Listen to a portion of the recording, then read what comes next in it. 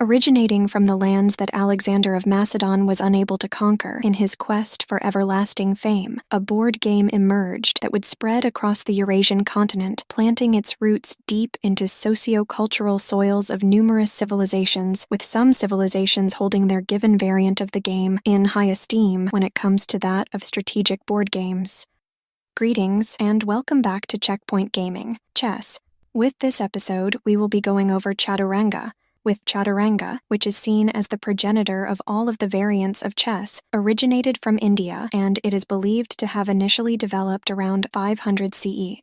When translated from Sanskrit, Chaturanga basically means 4 divisions, or 4 parts, with each of these parts representing Ratha, Gaja, Turaga, and Padadi. When translated, each of these divisions means chariots, elephants, horses, and infantry respectively.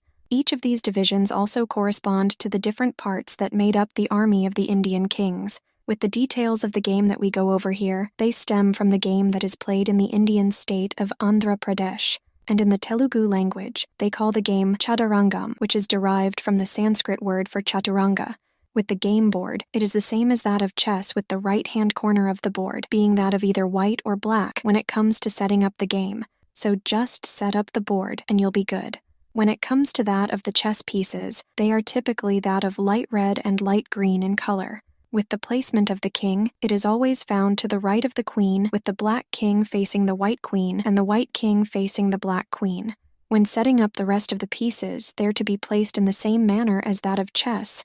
When it comes to that of moving the rook, knight, bishop, and queen, they're identical to their counterparts in chess. But when it comes to that of moving the king and pawns, they're slightly different when compared to that of their counterparts in chess. In addition to its base movement, the king has the ability to move as if it was a knight, but it can only do this once during the game. But if the king is yet to move and it comes under check, it will lose this ability. When it comes to that of the pawn, the 2-square initial movement is completely absent. When the pawn reaches either the 1st or 8th rank upon the board, depending upon the player involved, it is able to be promoted, but only into the piece that corresponds to the square of promotion. So if the square of promotion is that of a rook, the pawn gets promoted to a rook. And if the square of promotion is that of a king or queen, the pawn is to be promoted to a queen. That's because players can't have 2 kings found on the board. On top of this, the number of pieces that are found upon the board at any given time can't exceed that of the original number of pieces a player had at the beginning of the game. This extends to the black and white bishops, so if a player loses a bishop and one of their pawns reaches the square of promotion for the bishop that is still found on the game board, said pawn can't get promoted to a bishop. When a pawn reaches a square of promotion and the corresponding piece is still found upon the board, said pawn is immobile until the corresponding piece has been captured during gameplay. At this point, the pawn is to be promoted, and when a pawn moves to a square of promotion for that of a knight and it gets promoted, then it will get to immediately move like that of a knight. With Chaturanga, both players are able to start play with 1 movement each of 3 different pieces, or 3 movements of a single piece. With the capturing of enemy pieces during these initial movements, they're not allowed to occur. Generally speaking, these initial movements are used for purposes of castling. Players are also not allowed to put their king into a position where it can be checked by the opposing player. With the king being able to perform a move of a knight, it is typically done so that the king can be moved into a position that allows it to engage in castling. Castling in this manner can be done by both players, which results in their respective kings occupying positions that are almost diagonal from one another. With moving the king and rook so that they can engage in short castling and long castling, they are absent in Chaturanga.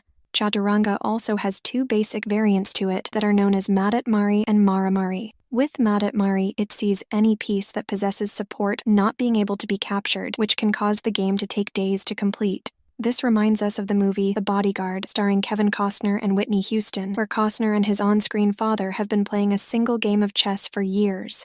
With Maramari, a piece will be able to be captured, even if said piece has support, not unlike that of chess.